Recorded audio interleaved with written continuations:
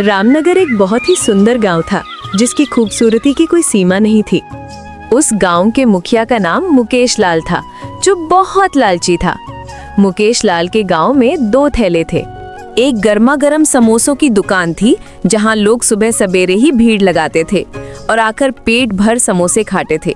दूसरी बिरयानी की दुकान थी जहां लोग उनकी गर्मा गर्म बिरयानी खाते थे। सेठ मुकेश लाल के ये दोनों ठेले गांव में बहुत मशहूर थे और उसे इससे खूब मुनाफा होता था।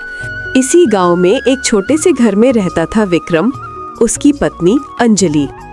विक्रम बहुत गरीब आदमी था और रोजगार की तलाश में परेशान रहता था। एक दिन वो अपनी पत्नी अंजलि से कहने लगा, अंजलि, मैं सोच रहा हूँ क्यों ना हम लोग गांव में ही एक छोटा सा बिरयानी का ठेला खोल लें। तुम सही कह रहे हो विक्रम, हम लोग गांव में ही एक छोटा सा बिरयानी का ठेला खोल देते हैं। इससे हमारे घर का खर्च तो चल जाएगा। अगले दिन विक्रम ने थोड़े बहुत पैसे बचाकर एक बिरयानी का ठेला खोला। पहले ही दिन 2-3 ग्राहक आए। एक ग्राहक ने बिरयानी खाई, फिर मुंह पोंछते हुए बोला, अरे भाई, तेरी बिरयानी तो वाकई ही लाजवाब है। हमने तो सरपंच की बिरयानी भी खाई थी, लेकिन भाई तेरी बिरयानी तो सच में सब पर भारी है।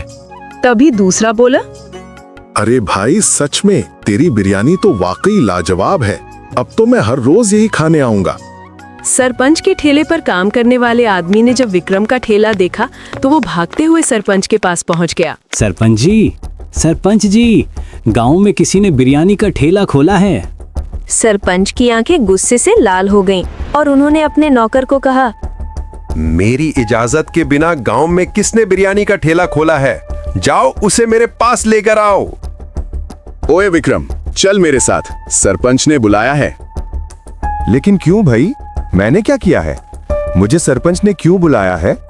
मुझे नहीं पता, तो जल्दी चलो वरना सरपंच गुस्सा हो जाएगा। तभी विक्रम चुपचाप उस आदमी के साथ सरपंच के घर की ओर निकल पड़ता है। तभी वो सरपंच के पास पहुंचा और सरपंच ने उससे आंखें घुराते हुए कहा, ऐ लड़के, तूने यहाँ किसकी इजाजत से बिरयानी का ठेला खोला है? मैं तुझसे कहता हूँ कि ये बिरयानी का ठेला बंद कर दे और कोई दूसरा काम कर। अगर कल मुझे इस गांव में तेरा बिरयानी का ठेला दिखा तो मैं तुझे इस गांव से निकाल दूंगा। अब से यहाँ बिरयानी का ठेला मत लगा। सरपंच की बात सुनकर विक्रम अपने घर की ओर निकल पड़ता है। घर पहुंचकर वो सरपंच की सारी बातें अपनी पत्नी को बताता है। तभी अचानक बाहर से एक आवाज सुनाई देती है, अरे भाई विक्रम! विक्रम ने जब बाहर देखा तो उसका पुराना दोस्त विजय खड़ा था। विक्रम उसे अंदर ले आया। विजय ने जब विक्रम का उदास चेहरा देखा तो उसने पूछा, तू इतना उदास क्यों बैठा है डे? क्या हुआ? अरे भाई विजय, क्या बताऊं, इतनी मुश्किल से एक छोटा सा बिरयानी का ठेला खोला था तो गांव के सरपंच ने मुझे बुलाकर कहा कि ये ठेला बंद कर दो वरना तुम्हें इस गांव से निकाल दूंगा।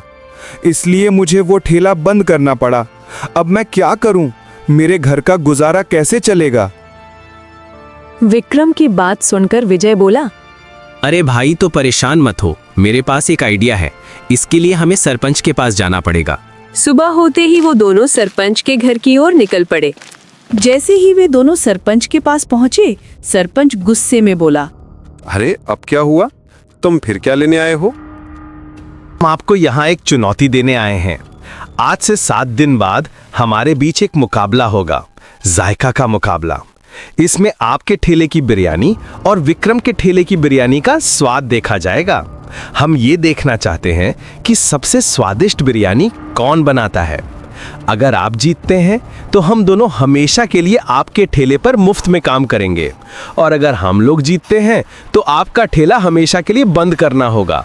और लेकिन आप किसी भी गांव वाले को किसी भी चीज का ठेला लगाने से नहीं रोकेंगे। तो ठीक है, अगर मैं इस मुकाबले में हार गया तो मैं तुम्हारी कही हुई सारी शर्तें पूरी करूंगा और हमेशा के लिए यहाँ ठेला लगाना छोड़ दूंगा तथा किसी भी गांव वाले को किसी भी चीज का ठेला लगाने से नहीं रोकूंगा। बस तुम भी अपनी शर्तों पर कायम रहना। सरपंच को चुनौती देकर वे दोनों अपने घर की ओर निकल पड़े।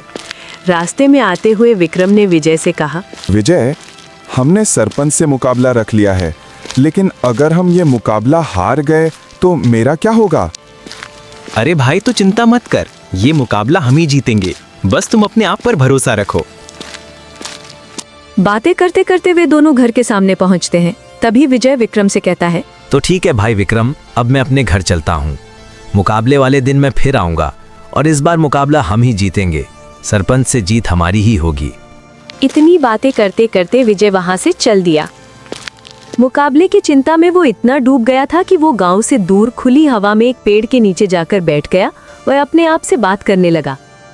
अगर मैं मुकाबला हार गया तो मैं क्या करूंगा? अपने बच्चों को कहाँ लेकर जाऊंगा? मुझे तो बिरयानी भी इतनी अच्छी बनानी नहीं आती। ऐ भगवान, तू ही कुछ कर। अचानक उसके सामने एक चुड़ैल आ जाती है। विक्रम उसे देखकर डर जाता है। चुड़ैल बूढ़ी और भयानक दिखती थी और वो विक्रम से बोलती है, विक्रम डर मत, मैंने तुम्हारी सारी बातें सुन ली हैं। ले लो, इसमें जादुई मसाला है, इसे अपनी बिरयानी में मिला देना। ये सब कहते ही वो चुड़ैल गायब हो जाती है। विक्रम वो ठेला लेकर अपने घर की ओर बढ़ता है।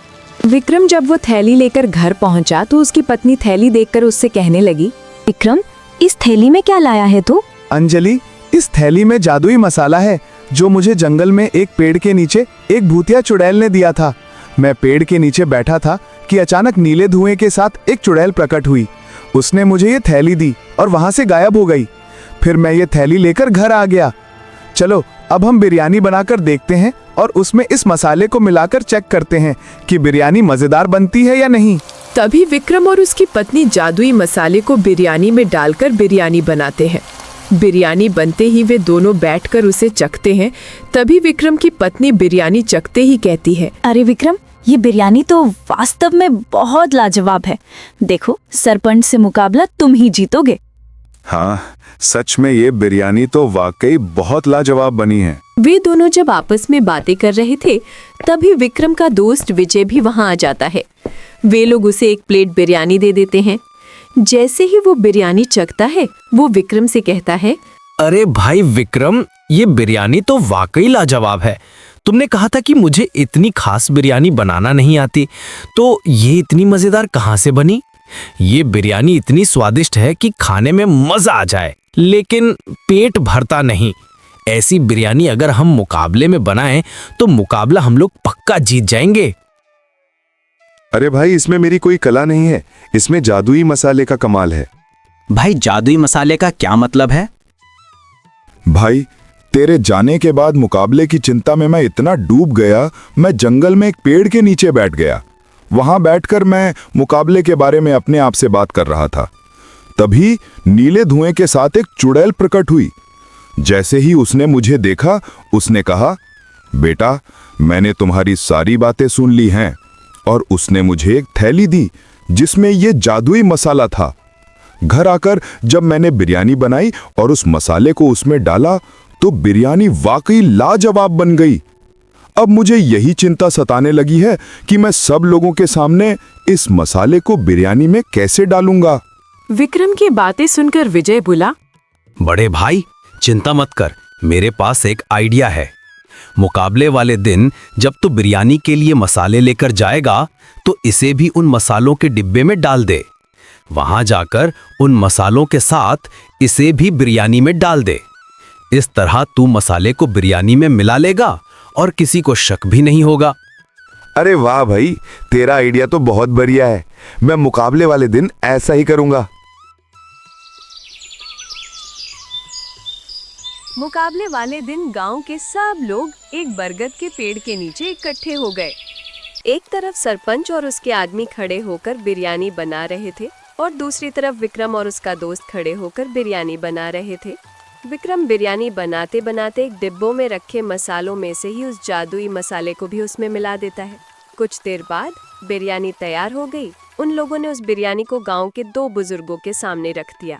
सबसे पहले उन्होंने सरपंच के आदमी की बिरयानी चखी।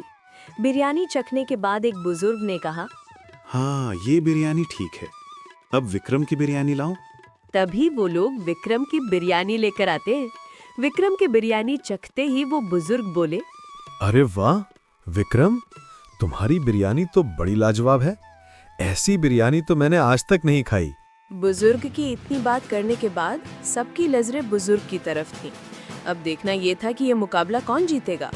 तभी बुजुर्ग बोले, आज के इस मुकाबले में सरपंच की बिरयानी भी अच्छी थी, लेकिन विक्रम की बिरयानी तो बड़ी लाजवाब थी। ऐसी बिरयानी तो मैंने आज तक नहीं खाई थी। इसलिए आज के मुकाबले का विजेता है विक्रम। बुजुर्ग की बात सुनकर सरपंच बहुत उदास हुआ।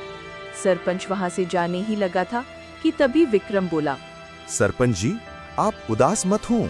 ये गांव हम सबका है और हम सबको यहाँ अपना काम करने की इजाजत है। आप उदास मत हो।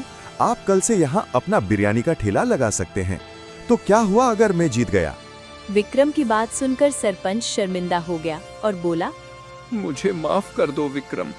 मैंने तुम्हें अपनी लालच की वजह से गांव में बिरयानी का ठेला नहीं लगाने दिया, लेकिन तुमने ये साबित कर दिया कि दुनिया में इंसान तभी भी जिंदा है।